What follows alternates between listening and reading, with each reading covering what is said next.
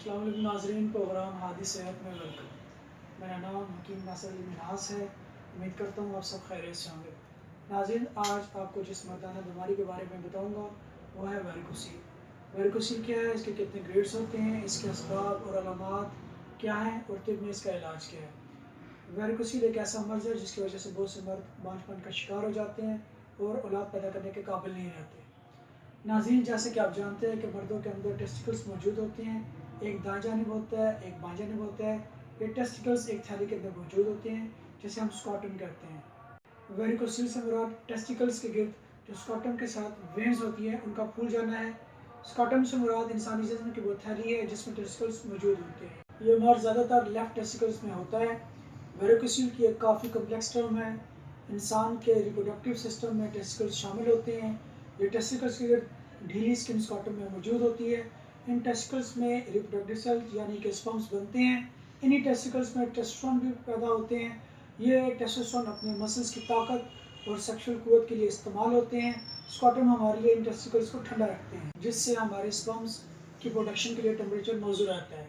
हर scrotum testicles के अंदर spermatic cord के जरिए लटके होते हैं और स्पर्मेटिक कॉर्ड के अंदर काफ़ी वेन्स होती हैं।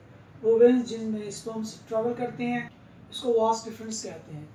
जबकि एक वेन जिसका नाम टेस्टिकुलर आर्टरी है, यह खून को टेस्टिकल से वापस पेम्पनी कॉम्प्लेक्स से खून टेस्टिकल्स वेन्स में जाता है। वेन्स में वन वे वॉल्स सेल्स होते हैं जो कि खून को वापस टेस्टिकल्स में जाने से रोकते हैं। जब टेस्टिकल वेन्स में मौजूद ये वॉल्स डैमेज हो जाते हैं, ये काम सही तरह अंजाम नहीं दे पाते, जिसकी वजह से खून वापस टेस्टिकल्स के जाना शुरू हो जाता है। क्योंकि बाएं तरफ की वेन्स दाएं तरफ की वेन्स की निस्बत ज़्यादा सीधी और लंबी होती हैं। खून की इस हरकत की वजह से पेम्पनी कॉम्प्लेक्स की वेन्स फूल जाती हैं जिसकी वजह से टेस्टिकल का टेम्परेचर बढ़ जाता है। टेस्टिकल्स के लिए स्पर्म की प्रोडक्शन मुश्किल हो जाती है जो कि मर्दाना बांझपन का बाइस बनती है। स्पर्म के अलावा यह टेस्टोस्टेरोन की तादाद को भी कम कर देती है जिसकी वजह से आप कई सेक्सुअल मसाइल का शिकार हो जाते हैं। वेरिकोसील स्पर्म की तादाद और मिकदार दोनों पर असर करता है। टेस्टिकल्स को एक खास मकसद के तहत जिस्म से बाहर रखा गया है क्योंकि इंसानी जिस्म का दर्जा हरारत ज़्यादा होता है, जबकि इसके मुकाबले में टेस्टिकल का दर्जा हरारत बाकी जिस्म से 1 से 2 सेंटीग्रेड कम होता है। नाज़रीन, आप बात करते हैं वेरिकोसील के ग्रेड्स के बारे में। वेरिकोसील के 5 ग्रेड्स होते हैं। सबसे पहले बात करते हैं ग्रेड 1 के बारे में। ग्रेड 1 वेरिकोसील में जोर लगाने पर टेस्टिकल्स में नसों के अंदर खून का दौरानिया रिवर्स नहीं होता।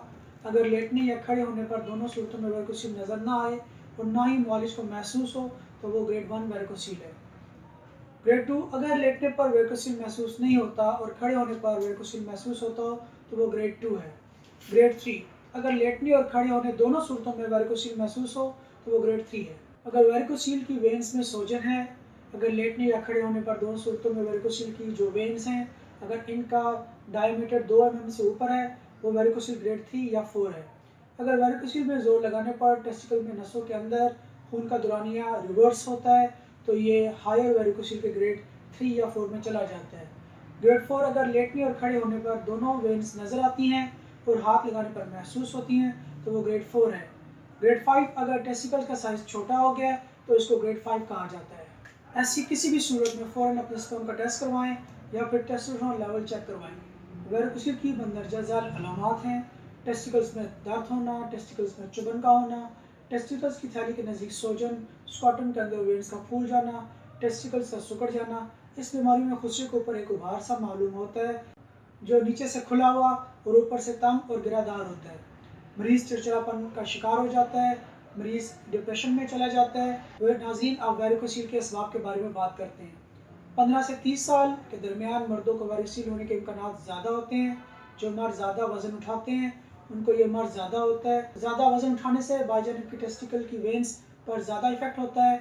गुर्दे की खराबी, मैदे की खराबी, कब्ज़, बवासीर, खून का गाढ़ापन या खून में कोलेस्ट्रॉल का बढ़ जाना, तम्बाकू नोशी, सिगरेट नोशी, शराब नोशी। ऐसे लोग जिनको मोटापे की बीमारी होती है उनको ये मर्ज हो सकता है। वो लोग जो जिगर के किसी मर्ज में मुब्तला हो उनको भी ये बीमारी हो सकती है।